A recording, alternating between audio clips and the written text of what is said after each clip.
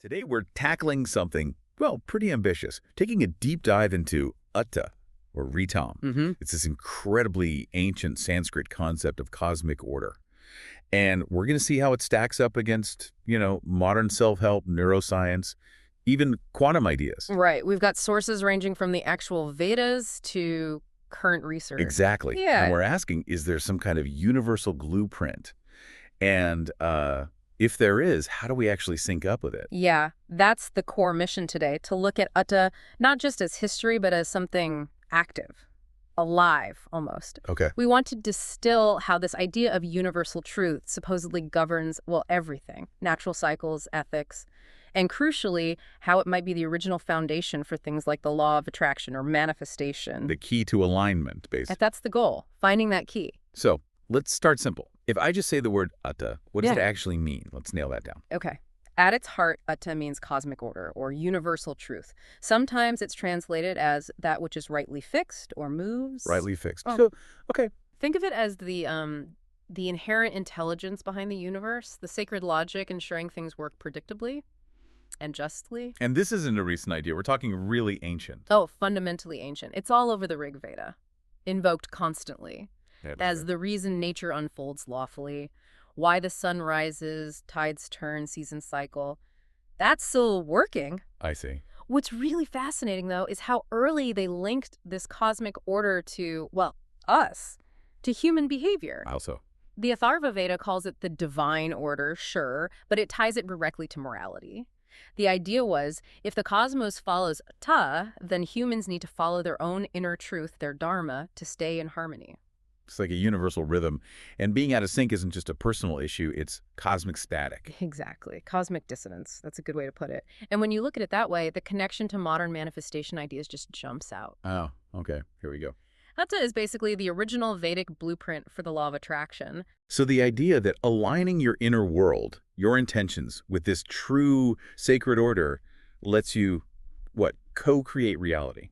Precisely. And they didn't just talk about it, they practiced it. Oh. Ancient Vedic rituals often started with a specific declaration, a vadishyami. Which means? I will speak truth, or I will speak da. It was a conscious setting of intent, aligning their own frequency before they even started the ritual proper. Wow. Okay. So setting the stage internally first. All right, let's bring this into the now. If this ancient idea says inner reality shapes outer reality, that leads us straight to the subconscious mind, doesn't it? Absolutely. The parallel is striking, and neuroscience, it's backing this up powerfully. Well, researchers now pretty much agree. The brain processes vastly more information subconsciously than consciously, exponentially more. So most of what's happening in our head is silent, hidden. You got it. It acts like this massive, invisible filter on our experience. Your subconscious beliefs literally dictate what you perceive as possible, what opportunities you even notice, how you react. Okay, but that sounds like a potential problem. If you've got deep-seated negative stuff running on autopilot, fear, scarcity, self-doubt, then you're creating misalignment with unconsciously. You might be pushing away the very things you think you want. Because your internal filter is just blocking it. Exactly. The universal flow, the abundance, it's always there. But your filter says, nope, not for you, or that's too risky. Which is why managing our internal state, our emotions, is so critical for alignment. Yes. And this is where we see some amazing scientific echoes, like the work coming out of the HeartMath Institute. Right. HeartMath. Explain that a bit. Coherence in bodily processes sounds, a bit technical. Sure. Basically, HeartMath research shows that when you consciously generate positive feelings like real gratitude, appreciation, compassion, and you sustain them. Okay. It creates what they call coherence. Your heart rhythm smooths out, becomes more ordered, and your brain waves actually synchronize with your heart. So it's like your body systems start working together better. Exactly. Your nervous system calms down, you feel more stable emotionally, and get this, your thinking actually gets clearer. Better cognitive function. So achieving that inner coherence. Yeah. That's basically achieving alignment within your own body.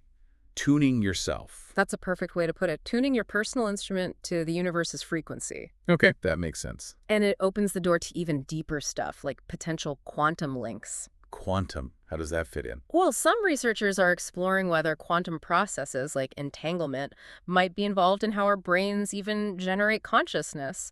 It's still theoretical, mostly. The connection is. The sources we looked at point out how this resonates so strongly with the Vedic view that everything is interconnected. One unified field. Our thoughts aren't just little isolated sparks. They're described more like waves in a universal sea. Okay, whoa. If my thought is a wave in a universal sea, Yeah. that really raises the stakes for alignment, doesn't it? It absolutely does. Your inner state potentially ripples outwards. So how do we make this practical? How do we go from this fascinating kind of mind-bending theory to something you can actually do? Right. We shift from theory to practice, discipline practice. Both the ancient ways, like the Sivananda yoga system, and modern teachers emphasize structure. Structure like a routine. Yes.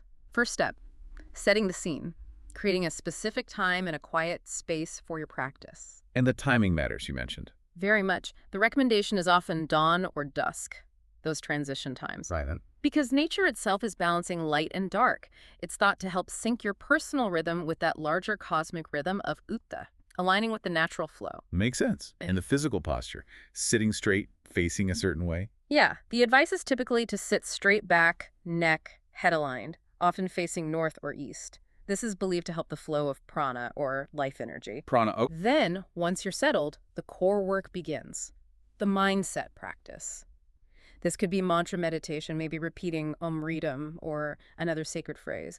Or it could be guided visualization, consciously tuning the subconscious. Right, the visualization part. Yeah. This seems key for the manifestation aspect. You're told to see the outcome as if it's already real. Yes, and crucially, feel the emotions that go with it. The joy, the relief, the gratitude. Embody that state now. But then goes the tricky part, the paradox. Yeah. Detachment. You Yeah. have to. Forget it. This trips so many people up, but it's absolutely vital if you visualize from a place of desperate longing or feeling the lack of something. You're reinforcing the lack. Exactly. You're actually telling the universe, I don't have this, which blocks it. Intense need pushes it away. Okay, but how do you detach without just giving up? Doesn't that sound like resignation? It's a subtle line. Think of planting a seed. You put the seed, your intention, in the ground. You water it. Affirmation, aligned action.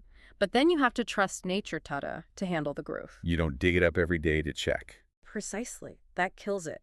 Detachment is trusting the process, trusting the universal intelligence to organize the details and the timing.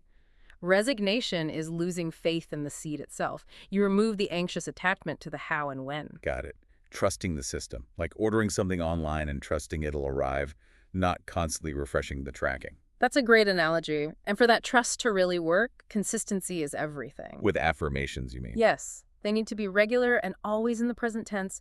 I am aligned, I have abundance, not I will be or I want. And science backs this up. Completely. Neuroplasticity. Our brains rewire based on repetition. Consistent practice literally builds new neural pathways, embedding those new beliefs in the subconscious.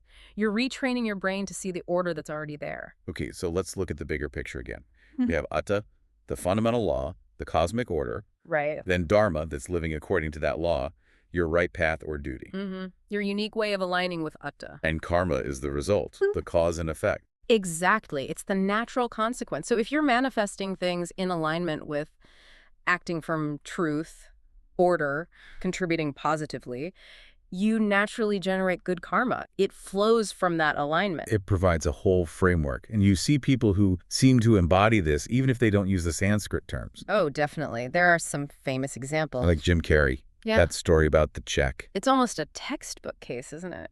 He writes himself a check for $10 million, dates it years in the future, visualizes receiving it for acting services rendered, feels it. And then he gets it right around that date. Exactly. He set the intention as if it were already real and trusted the universe, or ṛtam, to orchestrate the how. That unwavering belief. That's the key. And look at someone like Steve Jobs. He talked a lot about intuition, about connecting the dots looking backward. Trusting his gut, destiny, karma, whatever he said. Right.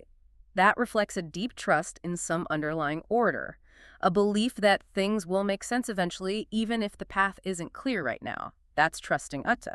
Trust seems to be the linchpin. And probably the hardest part for most people. What are the biggest roadblocks the sources warn about? Well, the number one killer is internal conflict. Self-doubt, limiting beliefs. The subconscious filter again. Exactly. You can consciously hold an intention, but if deep down you feel unworthy or scared it won't work or that you don't deserve it, the subconscious fear usually wins. So you have to tackle that negative self-talk. You have to become aware of it and consciously challenge and reframe it. Feel your wholeness now. Like Deepak Chopra advises, recognize the fullness of your being in the present moment. Get rid of that feeling of lack. Okay, what's roadblock number 2? Impatience. Trying to force the outcome. Which creates tension. Right. And tension is the opposite of that relaxed trust it requires.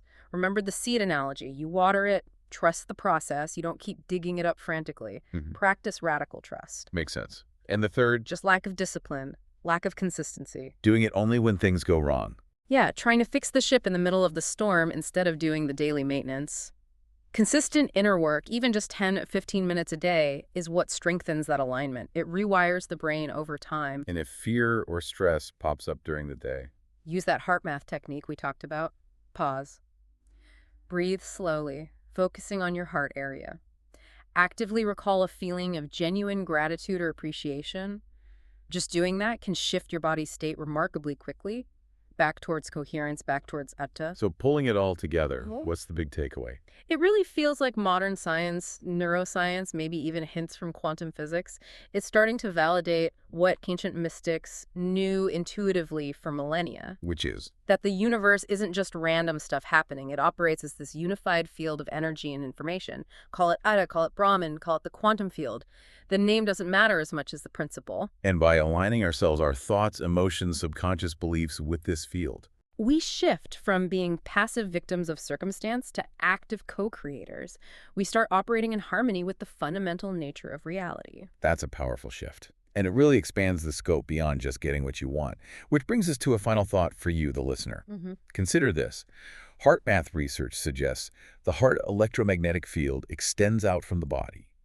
And that focused positive intention for many people might actually contribute to a kind of collective coherence, a more stable, harmonious energy field for everyone. Right. The web of consciousness. So if your personal alignment, your connection to ṛtam, doesn't just improve your life, but potentially adds coherence to the collective, what responsibility does that place on your very next thought, your next intention?